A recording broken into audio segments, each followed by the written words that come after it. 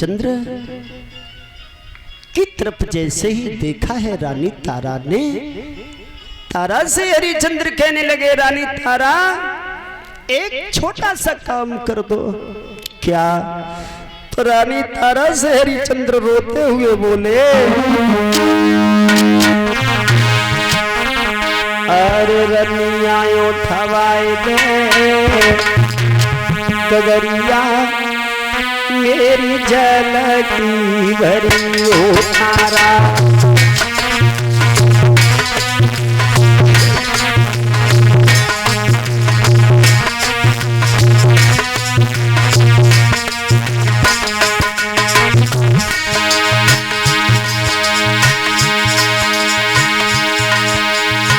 तारा से हरिचंद्र बोले, तारा उठवाए दे गगरिया मेरी झलकी भरी हो तारा, उठवाए दे गगरिया हो मेरी झलकी भरी।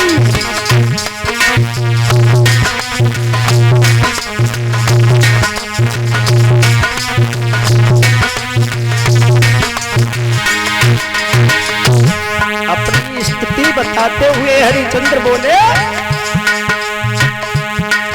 ये 36 दिन हुई वे मेरी तारा मिलो अन्न में खानी रनिया मिलो अन्न में खानी।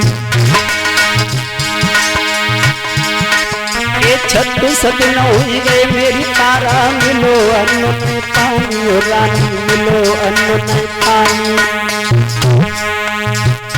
मुँह पे चली न जाए डगरिया हो रानी झलकी भरी हो तारा, उठवाए दे डगरिया हो मेरी झलकी भरी हो तारा।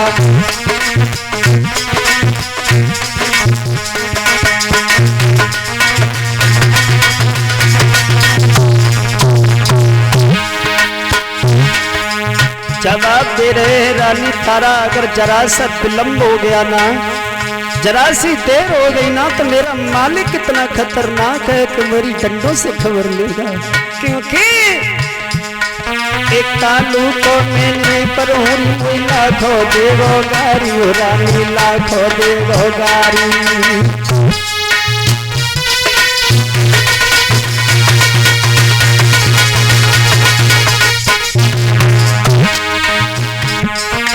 आलू को नौकर मोयर लाखों देवो गारी रनिया लाखों देवो गारी।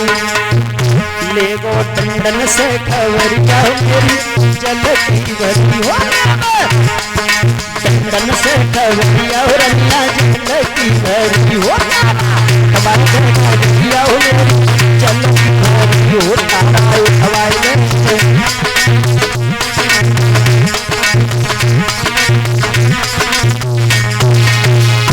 हरिचंद्र ने रानी तारा से ये कहा तो तारा ने पुनः मना कर दिया, महाराज अरे नहीं नहीं नहीं। क्यों?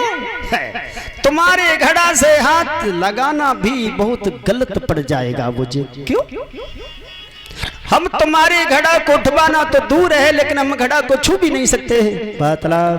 मतलब ये है कि हमारे मालिक का आदेश है, हमारे हाथ में ब्राह्मण का घड़ा है, तुम्हारे हाथ में शूद्र का घड़ा है, इसलिए हम तुम्हारे घड़ा से हाथ भी नहीं लगा सकते, मेरा धर्म नष्ट हो जाएगा, मेरे मालिक ने मना कर दिया है। क्या? हाँ, जब ना शब्द सुनाए है तो हरिचंद्र के होश उड़ गए। बाहरी रानी तारा एक दिन वो था कि तू मेरे साथ बिक गई, और आज दिन वो है कि मैं यहाँ घड़ा नहीं उठ रहा है, तू घड़ा उठाने के लिए मना कर रही है। अब क्या होगा?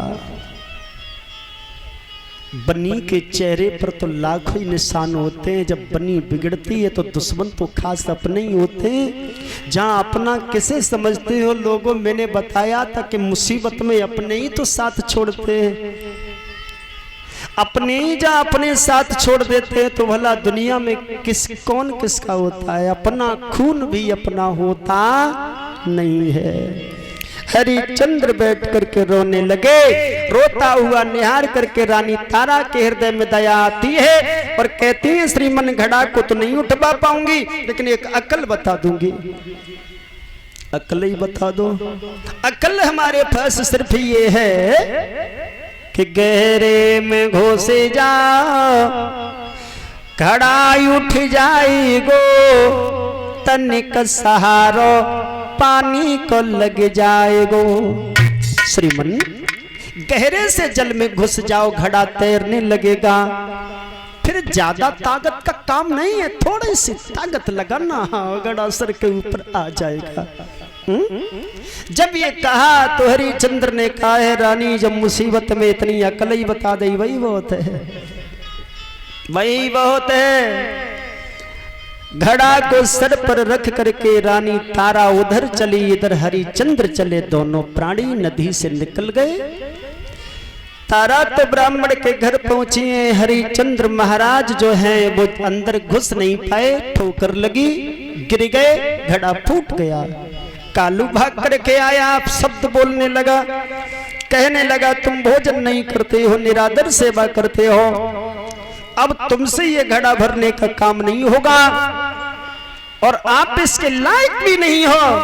हाथ में कंबल ले जाओ और एक बांस ले जाओ, मरघट में जाकर के मरघट की पहरेदारी करो, कोई लहस यदि वहां आए तो बिना कर टका के तुम लहस को जलने मत देना।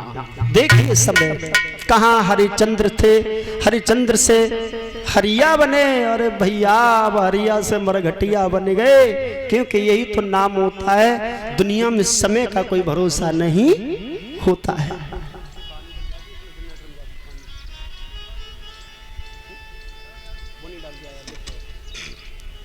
और दो लाइन बोल लेते हैं, फिर उधर क्या हुआ।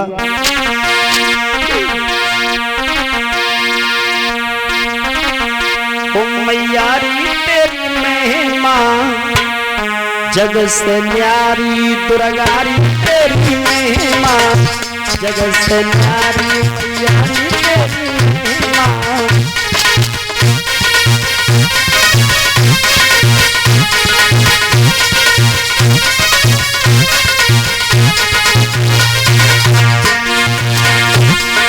सभी लोग जोर से बोलेंगे माता रानी के चरणों में ये तो शब्द।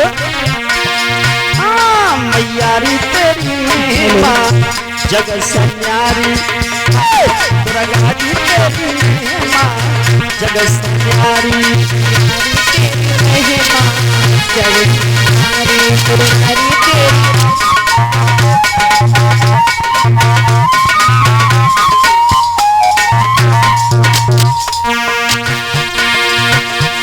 मैया मेरी शेरों की सवारी, मैया मेरी सवारी, हाँ मैया मेरी शेरों की सवारी, मैया मेरी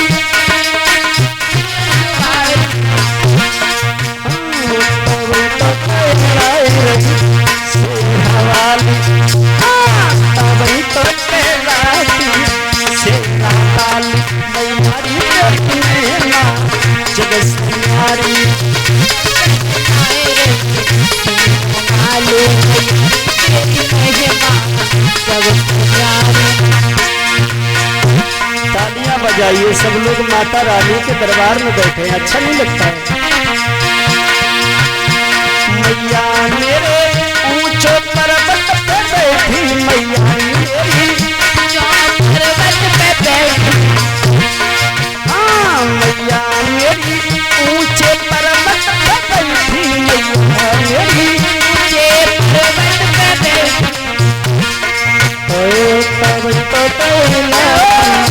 पहाड़ों वाली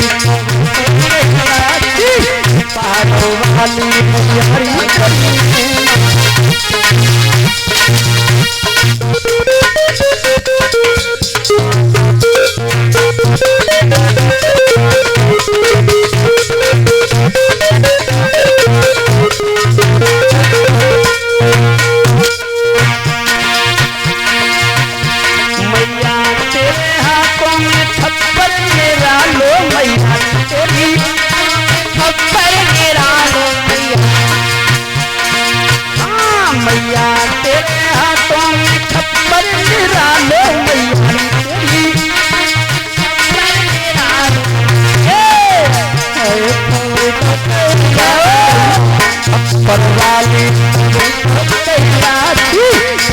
तरवाल